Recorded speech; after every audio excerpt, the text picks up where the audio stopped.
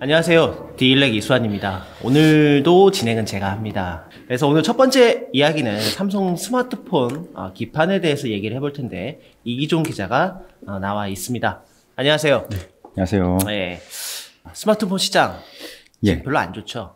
네, 계속 안 좋습니다. 내년에도 그렇게 썩 좋을 것 같지는 않고. 어제였던가요? 오늘자 기사로 삼성 베트남 공장이 일주일 동안 쉰다. 개점 휴업 상태라는 기사도 나온 것 같습니다만, 그러면 이런 전방 산업의 어떤 다운텀이 이 기판 시장에도 영향을 끼치고 있다. 이렇게 봐야 되는 겁니까? 계속 영향을 미치고 있고, 기판 가격도 경쟁력 면에서 국내 업체들이 하기 힘든 측면도 생기기도 했고, 그리고 삼성 스마트폰 기준으로 보더라도 일본 업체들도 있습니다. 일본 업체들이 단가를 맞추기 힘들 수도 있고, 그런 상황 때문에 공급망이 재편되고 있는데 내년에 또 한 번 큰 변화가 있을 것 같습니다. 자, 재편이라는 게 말 그대로 판을 다시 짠다라는 의미를 가지고 있잖아요. 어떻게 좀 판이 다시 짜여진다는 거죠? 예전에 삼성전기랑 대덕전자 이런 업체들이 삼성 스마트폰 주기판 사업에서 철수를 했습니다. 이스페타시스도 철수를 했고, 그러면서 코리아 서킷 DAP 국내 업체가 남아 있었는데 이 두 업체는 그대로 가지만 지금 일본 업체들도 하고 있습니다. 이비덴이라든지 메이코, 메이주 이런 업체들이 하고 있는데 이비덴이 이 시장에서 또 빠질 것 같습니다. 이비덴은 한국에 공장도 운영하고 있는 적지 않은 규모의 회사잖아요.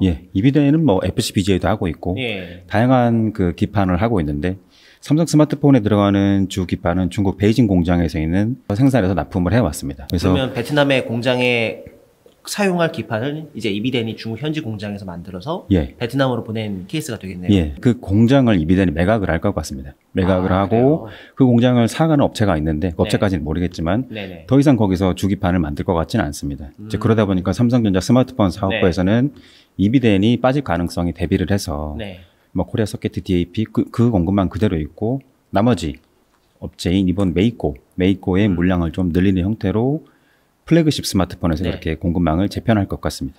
이렇게 시장이 안 좋은 이유가 뭐 때문인가요? 지금 철수하는 이유가 있을 거 아닙니까? 단순히 그냥 업황이 안 좋기 때문인가요? 아니면 다른 이유가 있어서 그런 건가요? 가장 큰 이유는 그 중화권 PCB 업체들이 중국에서 공장을 세우면서 가격 경쟁력을 국내 업체들이 많이 잃었습니다. 일본 업체들도 그렇고. 일본도 그렇고.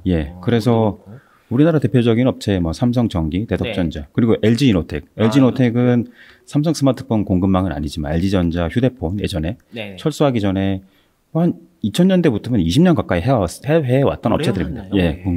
대표적인 업체들인데 그 업체가 차례차례 다 철수를 했고, 이수 엑사보드는 좀 경우가 다른데 신사업으로 이걸 해보려고 하다가 들어왔는데 자신들이 이제 안 되겠다 싶어서 철수를 했습니다. 이 얘기인 즉슨 결국 중국 업체들이 양과 질에서 만족이 되기 때문에 한국, 일본 기업들이 자연스럽게 발을 뺀 거다. 그렇게 볼 수 있습니다. 봐야 되겠네요. 그렇습니다. 삼성전기가 예전에 그 중국 쿤산에 공장 지을 때만 해도 HDI는 공법인데 그냥 스마트폰 주기판에 그 공법을 적용하다 보니까 HDI 기판이라고 부르기도 합니다. 그게 예전만 해도 굉장히 고부가 제품이었는데 중국 업체들이 굉장히 많이 따라왔고 더 이상 국내 업체들은 좀 다른 품목을 하는 것이 유리해진 상황이 됐습니다. 그럼 공장을 다 매각하고 다 철수로 빼는 거네요. 그렇습니다. 반대로 얘기하면 주요 고객사, 예를 중국 업체 같은 경우에는 오포, 비보, 샤오미 이런 기업들도 지금 실적이 썩 좋지는 않고 거기는 이제 중국에서 많이 소싱을 할 테니까요. 그럼 반대로 그들 철수를 결정한 기업들이 주 고객사가 있을 거 아닙니까? 삼성전자 같이. 만약에 지금은 별로 시장이 안 좋지만 앞으로 시장이 좋아질 가능성이 있다면 그때는 또 어떻게 되는 겁니까? 그 중국 스마트폰 오포, 비보, 샤오미 쪽에 그 주기판을 공급하는 업체들이 많이 있습니다. 중화권 PCB 업체들이. 그 업체들이 전체 시장만 놓고 본다면 중국 스마트폰 업체들이 크니까 그쪽으로 몰려갔는데 지금 다시 삼성 스마트폰 시장으로 오고 있습니다. 왜냐하면 오포, 비보, 샤오미가 그 화웨이 공백을 차지하려고 그 작년 말에 올해 공격적인 사업 계획을 잡았습니다. 근데 엄청난 재고를 감당하지 못하고 지금 물량을 줄이고 있기 때문에 중국 중화권 PCB 업체들이 삼성전자 쪽으로 다시 물량을 달라고 하는. 그래서 아까 말씀드린 이비덴이 빠지는 거는 삼성 플래그십 제품이고 갤럭시 S 폴더블 시리즈죠. 이제 중저가 갤럭시 A 시리즈 같은 경우에는 그쪽에서는 국내 업체 코리아 서킷 DAP가 있고 거기 또 메이주란 일본 업체가 있습니다. 여기 말고 이제 중국 업체들이 들어와서 여기도 경쟁이 좀 심해지는 이런 상황이 벌어질 수 있습니다. 기판하는 업체들은 좀 뭔가 수익이나 물량을 늘리기가 참 어려운 시점이 됐네요. 그렇습니다. 뭐 삼성 스마트폰만 놓고 보더라도 갤럭시 S 노트 2019년 하더라도 뭐 신제품 첫 대출하량이 그 두 개 합해서 4천만 대 중반 이렇게 봤는데 지금은 노트가 S에 통합된 상황이지만 3천만 대 보고 있습니다. 아, 3천만 대. 예, 뭐 중저가 시장에서는 ODM 물량도 늘었고 그러다 보니까 여기서 수익을 많이 남기기 힘든.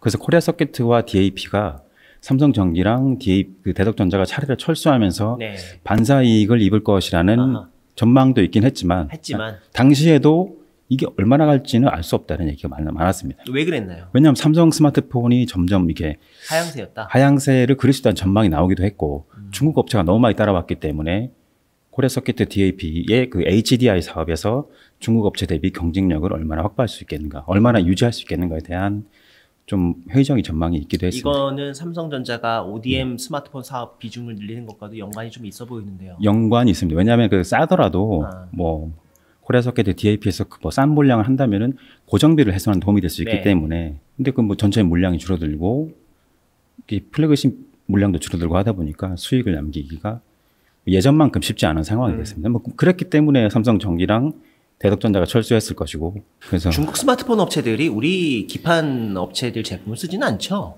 쓸 수는 있는데 가격에서 안 맞을 겁니다.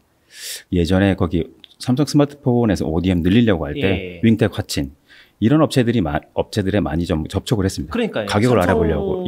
삼성만 영업하려고 하다가 중국 ODM 업체들도 가서 영업을 했을 거 아니에요. 그래서 가격을 알아봤는데 도저히 저 가격에는 못 넣겠다. 근데 도저히 맞출 수가 없다. 그 기판뿐만 아니라 뭐 다른 부품도 보니까 이 정도 가격으로는 차라리 안 하는 게 낫겠다 싶은 생각이 들 정도로 낮은 가격을 요구했다고 하고 그래서 HDI는 이제 국내에서는 코리아 서킷, DAP 두 군데만 남은 상황이긴 합니다. 그럼 삼성전기, 대덕전자 등이 다 이제 철수를 했으면 이미 수익성이 안 좋기 때문에 그런 거 아니에요? 발을 뺀 거, 선도업체들이 발을 뺀 건데. 삼성전기가 대기업 계열사이기 때문에 뭐 DAP 쪽으로 내려갈수록 고정비가 낮을 수는 있습니다. 그래서 뭐 어느 정도는 수익을 남길 수는 있겠지만 이제 또 다른 그 먹거리를 찾아야 되는 상황이기도 하고. 그래서 대신 근데 3분기 실적만 보면은 그 누적으로 볼 때 코리아 서킷이랑 DAP가 전년 대비도 좋긴 했습니다. 환율 효과도 좀 있을 것 같고, 코리아 서킷은 반도체 기판 비중을 좀 늘리고 있습니다. FCBG에도 조금씩 하고 있고, 그 DAP 같은 경우에는 현대차 쪽에 차량용 기판을 하고 있습니다. 이제 그쪽이 좀 늘어났고, 환율 효과도 겹치면서 전년 대비보다는 좀 좋은 성적을 이번 3분기 누적으로 올리긴 했습니다. 그러면 여기까지 잠깐 이제 정리를 해보면 이 수익성이 안 좋아진 여러 가지 배경들이 있었고 그 발을 빼고 대신 스마트폰 대신 선택한 시장은 FCBJ 뭐 결국 뭐 CPU나 MCU나 근데 이런 것들 보면 또 앞에 있는 이 시장은 전장 부품 뭐 전기차나 자율주행 기능이 들어간 이쪽 시장을 좀 보고 있다는 거 아니에요? 뭐 코리아 서킷은 저기 브로드컴이고 그 뭐 DAP는 현대 기아차 이쪽이기 때문에 새로운 품목 그 사업군을 이제 늘리려고 노력은 많이 하고 있습니다. 노력이 잘 되나요? 결과물이 좀 어떻습니까? 반도체 기판 같은 경우에는 좀 좋은 것 같습니다. 아 그래요? 특별한 이유가? 그 지난번에 말씀드리긴 했는데 공급 부족이 이어지다 보니까 가격이 올랐고 할 수 있는 업체도 많지도 않고.